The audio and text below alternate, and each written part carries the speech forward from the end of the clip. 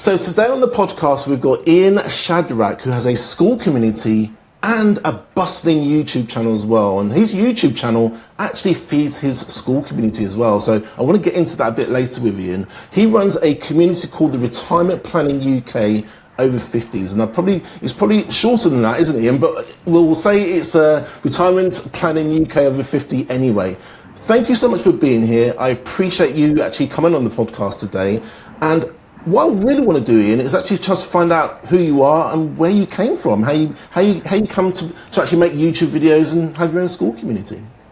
Oh, okay. So I'm a qualified accountant. I got made redundant in 2011, and then I started doing contract work around the time of COVID. The contract work's kind of drying up a bit, and then also I didn't want to commute into London and work in an office when there was COVID, so I kind of sort of retired kind of thing. And then also around that time I discovered the Financial Independence Retire Early community, and I liked what they were saying, but they would say you have to invest in a global tracker, so you have to buy every single company that's listed on a stock market. And I think you and me are quite keen on like algorithms and trends. Sure. So I was thinking, well, no, you need to buy what is trending upwards and then have no position in what is trending downwards. All these industries in structural decline. So initially, I kind of had a blog on Weebly, but it didn't get any views.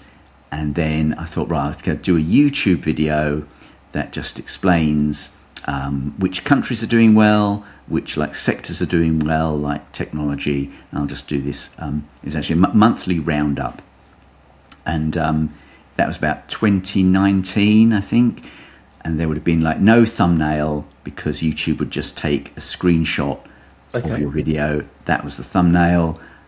Just recording on my laptop. I remember having to sort of shout at the laptop because the mic wasn't very good. And then I suppose really it's just evolved from there. And then, I mean, it's taken years to get to where it has got to. So I ultimately did change the frequency to weekly. And then eventually, you just discover things like Canva for thumbnails, OBS for recording. You add a webcam, add in a mic and that kind of thing. Sure. And then, discover Skool and think, oh yeah, this could be quite good. It seemed to be quite a sticky platform, that people could ideally really quite like the platform and the idea of it, because the communities have a very similar feel to it, and people are generally using like their proper names, which kind of helps. Yeah. Unlike like Reddit and Facebook, where it's a whole load of anonymous drivel posts, so you can actually build a community. And I think people in their 50s, you can meet people face to face. The best way to find people that think like you do is online. Sure. So where did you get the link then from using your YouTube channel to actually drive traffic to your Skool community? Did you kind of stumble into that, or was that kind of something that you thought about ahead of time? Well, there was a YouTuber that had a Skool community, so I joined his community first. Okay. This was when Skool was either $90 or $99 only.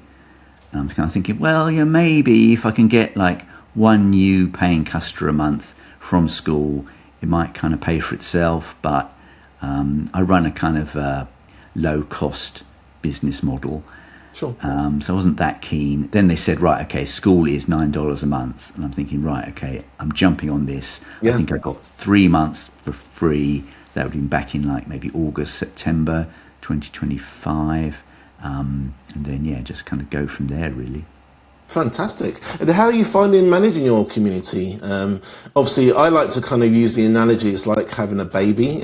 You kind of have a newborn and you can't leave it alone. You can't take your eyes off of it. You have to kind of obviously look after it. Is that the way in which you look at your community, and have you managed it in the same way?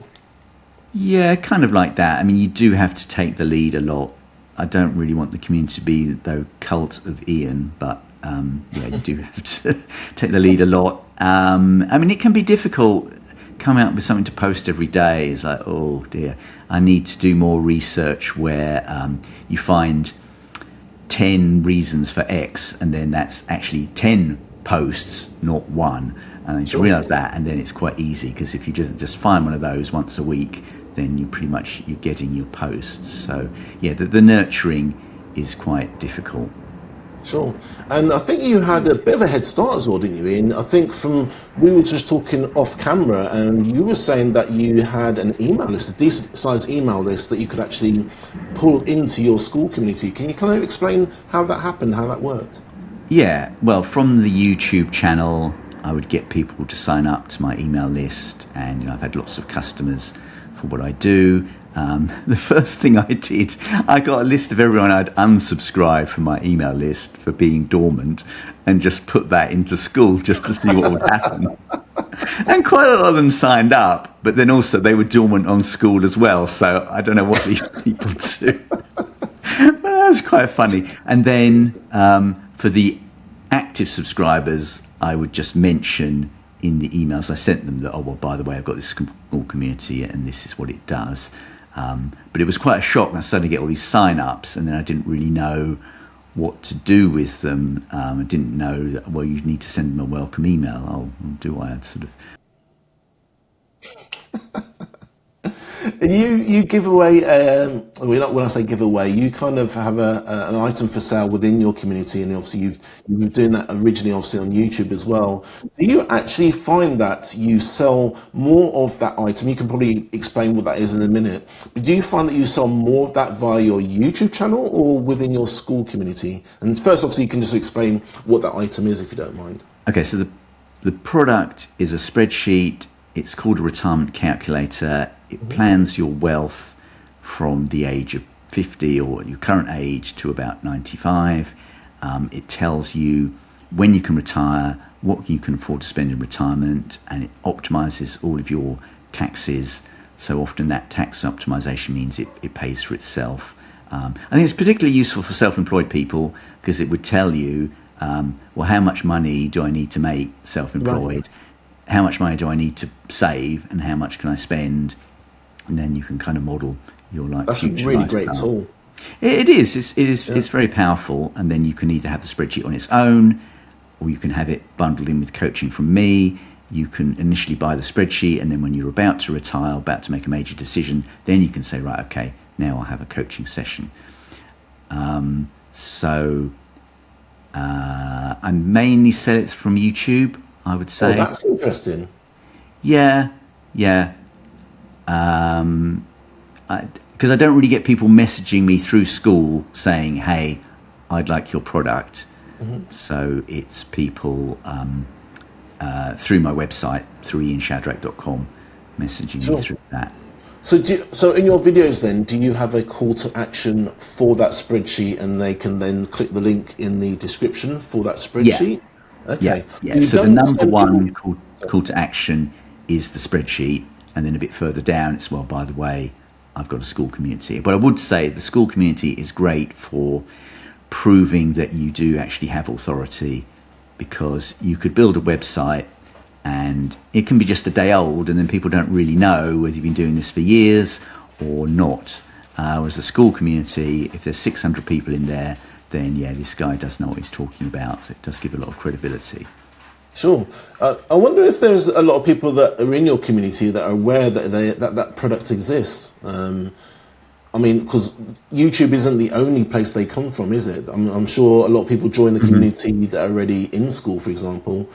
Do you think a lot of them know it exists? They know it's available for them to actually purchase? Yeah, that is probably true, because initially I'm just trying to make it a place to hang out, like a cafe, rather than a shop, or rather than a library. So I probably could mention to them a bit more. I mean, the idea is that you update your financial plans every April. So every April there's new tax bands, although they're frozen at the moment. There is the new state pension, and so you that's when you update everything, rerun the numbers. So I did send them a message about that if they read it. Sure. Yeah.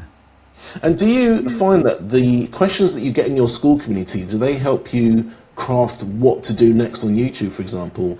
I know in my community, I get a lot of questions, sometimes under the posts, sometimes via DM, the messages. And then it kind of gives me an idea then of what videos I need to be making on my channel. Is it the same for you? At the moment, no. I suppose what I need to do is put some of the questions into Claude and then say to Claude, okay, well, what is this actually telling me? But I haven't done that yet. I get inspiration from other people's videos. So I'm a UK only channel, but I could watch a US financial advisor's video, which my subscribers wouldn't watch, get some ideas from him, and how's he getting engagement, and how's he really getting like retention and that kind of thing, and then just apply what he's saying to the UK system. Excellent. So is it your goal then really to publish content in your community once a day, or are you happy to leave it for a few days and then publish something in your community? Yeah, I mean, I don't have a flame, and ideally I should, but I just think it's just a bit of a game. And then if you go on holiday, I can't start a new post really from my mobile. I can respond to posts, but I can't do a whole new posts from scratch. So but I mean, ideally, there needs to be enough posts in a week so that someone can go in on a weekly cycle, right, let's see what's happened, and then great. Excellent. I'll give you I'll tell you a story actually. Most of the posts that I publish in my community are actually on my phone. You'd probably be a bit surprised at that. I do a lot of content on my desktop, but a lot of it in the morning is actually from my phone. But I found a little trick here in that you could actually, in your classroom, you can have what we call a draft classroom. So no one can see it, only you can see it in the classroom. But you can write content and you can actually put it into that draft classroom. And then when you want to use it, I know there's tools now, but I'm old school, so I'm doing it the old school way. But when you want to use it, you can basically just copy and paste. And so even if you're on holiday, if you're on the train, if you're traveling, you can still get access to that content and put it into your community. But it sounds like you're kind of built your Skool community as more of a lifestyle type community anyway. It's not something that you're relying on for income or anything. So I suppose it's not as important for you to publish each day. Yeah, but probably there isn't necessarily the payback there. So because I don't think I'm really making that many sales through Skool. And then I mean, defining your lifestyle, I mean, that is the key. It's got to be enjoyable. Yeah, absolutely. So would you actually consider then, because obviously I'm assuming that in most of your videos the call to action is to the actual product, would you actually consider maybe testing out having the call to action for your community instead of the product, and see what happens then? I did one video, was just about, hey, I've got a Skool community and kind of what Skool is and that kind of thing, and it kind of bombed. So fair enough. YouTube is annoying when it says, hey, here's your video, 10 out of 10, and it's like, oh god. And then with YouTube as well, I mean, that's a treadmill. If you don't post for a while, YouTube gets a bit uppity with you. So in fact, you're really good at this though. You schedule your videos ahead of time, don't you? So I can't remember, do you have a premiere on your video as well, or you just schedule premiere videos? Okay, and what made you choose to do that then? Because that's unusual on a channel, especially like yours. What was the reason why you actually set that up then? Why do you have a premiere on your videos? Well, why not? I mean, it's just an extra notification for people. Okay. So I think everyone should do a premiere. It's only a few buttons to click. And obviously with the premiere, if people don't know what a premiere is, you can basically schedule your video to go out ahead of time, but it also gives you the ability that when it's finally published and it goes live, you have the ability to chat on the right hand side and speak to the people that are actually watching it at the same time. Again, I don't suppose you use that feature anyway, do you, Ian? Fair enough. But I suppose it depends when your viewers are online and whether you want to do that, I suppose. But that's what the feature is for anyway. You kind of schedule it out to go out ahead of time, and then on the right hand side you've got like a chat, and you can basically chat with people that are watching at the same time. And then there's the notification. So you've got the there's the countdown Yes. timer, and is it a minute or 2 minutes, and is it, I use the calm one, but yeah. Yeah, and it hasn't affected your video views at all either, has it? The actual premiere, because sometimes you have the ability, or people have the ability to kind of gain access to it beforehand if you shared the link out to other people, but it hasn't affected your views at all. You are still getting decent views in your videos, aren't you? Oh yeah. Some people like it before it's been properly published. Occasionally they might ask a question even. So that's interesting, because this is giving me a sign that says, oh my God, people really want to see this, which is like, oh, okay, this is what I need to make a bit more, or this title has really grabbed someone's attention.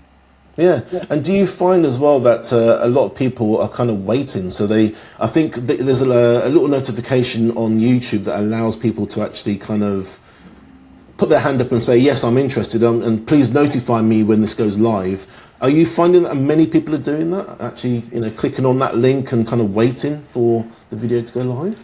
I don't think so. Certainly, less than 10. Yeah. So. Okay, well, 10's not too bad. That's still pretty good. Yeah. So with your community then, what sort of posts are you publishing in there? Are you just writing posts like educational ones, or are you doing polls as well, or do you have kind of like I don't know, funny sort of I don't know, low-key sort of posts that are just maybe just asking the question? What sort of things are you publishing in there? Sometimes it is educational. I don't do any polls yet. Yeah, maybe I should do that, look into that a bit more. It's meant to be more lifestyle, so people get the idea of, well, wait a minute, I could live a better lifestyle. So here I am, corporate, 9 to 5, don't really like it. Don't you realise that even though you've got an economics degree, you've trained to be an accountant, maybe you'd be a great carpenter, maybe you'd be a great author, I don't know, but you've got to really try. So you've got to try and inspire people. There's a great book called Design Your Life, and people need to design their retirement or design like the second act of their life or whatever. So ideally about that. Yeah.